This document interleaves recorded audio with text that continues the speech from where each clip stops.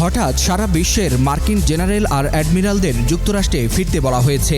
দেশটির প্রতিরক্ষা মন্ত্রীর এমন নির্দেশ ঘিরে কৌতূহল, রহস্য আর শঙ্কা সবকিছুই বেড়েই চলেছে। কি এমন ঘটতে যাচ্ছে বিশ্ব রাজনীতিতে, আর কেনই বা হঠাৎ মার্কিন শীর্ষ সেনাদের জরুরি বৈঠকে উপস্থিত থাকার নির্দেশ দেওয়া হলো, তা এখনও অজানা।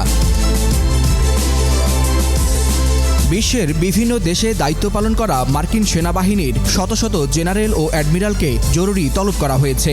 আল জাজিরা বলছে, আমেরিকার প্রতিরক্ষা মন্ত্রী পিট হেগসেথ আগামী সপ্তাহে ভার্জিনিয়ার কোয়ান্টিকো ঘাঁটিতে এক জরুরি বৈঠক ডেকেছেন, যেখানে উপস্থিত থাকতে হবে সারা বিশ্বে ছড়িয়ে থাকা সকল মার্কিন শীর্ষ সামরিক কর্মকর্তাদের। কিন্তু কেন, তা এখনও অজানা।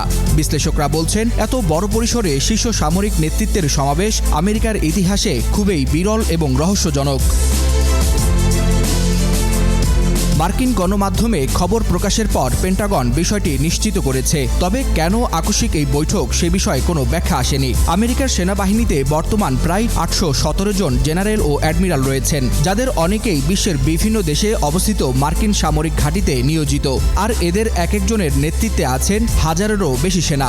সাধারণত এসব শীর্ষ সেনা কর্মকর্তাদের পরবর্তী এক সপ্তাহের কর্মসূচি আগেই নির্ধারিত থাকে। ফলে তাৎক্ষণিক নোটিশে এই জরুরি তলব নিয়ে বিভ্রান্তি তৈরি হয়েছে শীর্ষ সেনা কর্মকর্তাদের মধ্যে।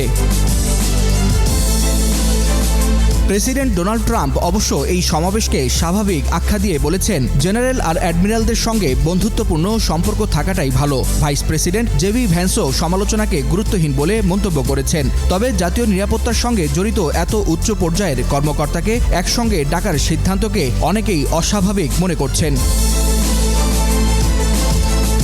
আমেরিকার প্রতিরক্ষা মন্ত্রী হেগসেথ এরই মধ্যে প্রতিরক্ষা নীতিতে ব্যাপক পরিবর্তন এনেছেন। ট্রাম্পও সেনাবাহিনীতে জেনারেল কমানো থেকে শুরু করে দফতরের নাম বদল পর্যন্ত নানা পদক্ষেপ নিয়েছেন।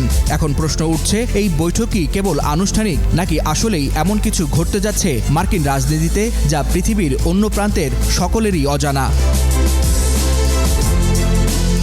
ওয়ালিউল হাসানাত, যুগান্তর নিউজ।